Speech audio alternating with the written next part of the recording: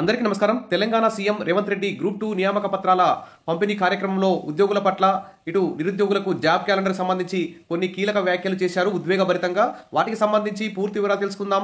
పూర్తి వివరాలు తెలుసుకునే ముందు ఇంకా ఎవరైనా సబ్స్క్రైబ్ చేసుకోకపోతే వెంటనే సబ్స్క్రైబ్ చేసుకోండి.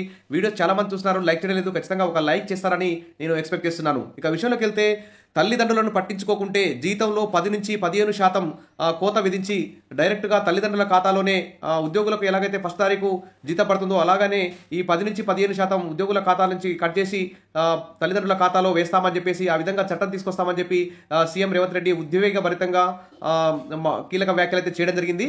ఇక వివరాలకు వెళ్దాం. త్వరలోనే చట్టం తెచ్చి ఆదుకుంటాం, తల్లిదండ్రులను పట్టించుకొని ఉద్యోగులపై కఠిన చర్యలుంటాయి, ఉద్యోగుల జీతాల్లో కోత విధించి తల్లిదండ్రులకు ఇస్తాం, త్యాగాల పునాదుల మీద ఏర్పడ్డ తెలంగాణ రైజింగ్ 2047లో భాగస్వాములు కండి అంటూ గ్రూప్ 2 అభ్యర్థులకు ఉద్యోగ పత్రాలు అందజేత కార్యక్రమంలో సీఎం రేవంత్ రెడ్డి ఉద్వేగభరితంగా మాట్లాడారు.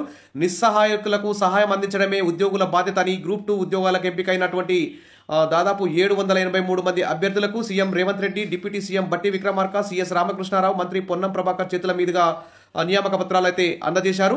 ఇక ఉద్యోగార్థులు ఎవరైనా తల్లిదండ్రులను పట్టించుకోకపోతే మీ జీతంలో 10 నుంచి 15% కోత విధించి తల్లిదండ్రుల ఖాతాలో వేస్తానని అన్నారు.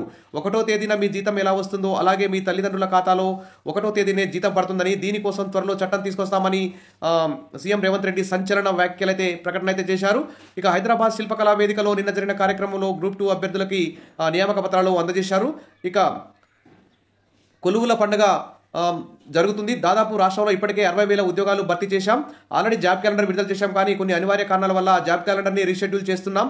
త్వరలోనే గ్రూప్ 3, గ్రూప్ 4 ఉద్యోగాలు కూడా భర్తీ చేస్తాం. ఇంకా కానిస్టేబుల్ సంబంధించి, డిఎస్సికి సంబంధించి ఇతర ప్రతి డిపార్ట్మెంట్లో ఏ డిపార్ట్మెంట్లో ఎన్ని ఖాళీలు ఉన్నాయి సేకరిస్తాం. అంగన్వాడీ టీచర్లకు సంబంధించి, ఆయాలకు పోస్టులకు సంబంధించి దాదాపు 15,000 పోస్టులు ఖాళీ ఉన్నాయి.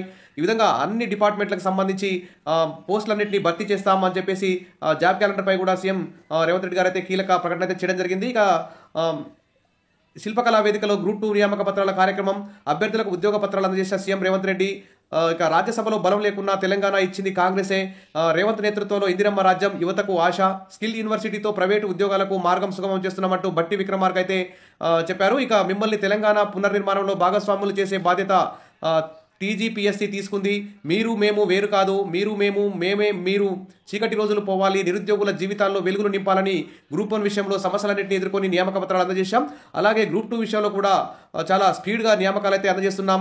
ప్రతి ఉద్యోగి ఓ రేవంత్ కావాలి, మీరే నా బలం బలగం, నేను మళ్ళీ ముఖ్యమంత్రిని కాకపోవచ్చు, చేసిన మంచి పనులు చిరస్థాయిగా నిలుస్తాయి, ఇక రాష్ట్ర భవిష్యత్తు అంధకారం కానివ్వమంటూ సీఎం రేవంత్ రెడ్డి ఇక్కడ గ్రూప్ 2 నియామక పత్రాలు అందజేత కార్యక్రమంలో చాలా భావోద్వేగంతో మాట్లాడడం జరిగింది. ఇక 2047 తెలంగాణ విజన్ నడుస్తుందని, $3 బిలియన్ ఆర్థిక వ్యవస్థను ఆవిష్కరిద్దాం, ఆ విజన్ డాక్యుమెంట్కు ఆద్యులు బాధ్యులు మీరే అని ఇక్కడ గ్రూప్ 2 అభ్యర్థుల నియామక పత్రాల కార్యక్రమంలో ఉద్యోగులను ఉద్దేశించి ఇక్కడ కీలక ప్రకటన చేశారు. ఫైళ్లు పెండింగ్ పెట్టొద్దు, ఐఏఎస్లు అలసత్వం వీడాలి, ఇందిరమ్మ రాజ్యం వచ్చి 2 ఏళ్లైనా మీ తీరు మారదంటూ ఘాటుగా వ్యాఖ్యానం చేశారు. ఇక ప్రతి ఉద్యోగి ఓ రేవంత్ కావాలి, చీకటి రోజులు పోవాలి, తల్లిదండ్రులను మరవద్దు అంటూ ఇక ఫైళ్లు పెండింగ్ పెట్టొద్దంటూ ఇక్కడ ఉద్యోగులకు సూచనలు అయితే చేశారు.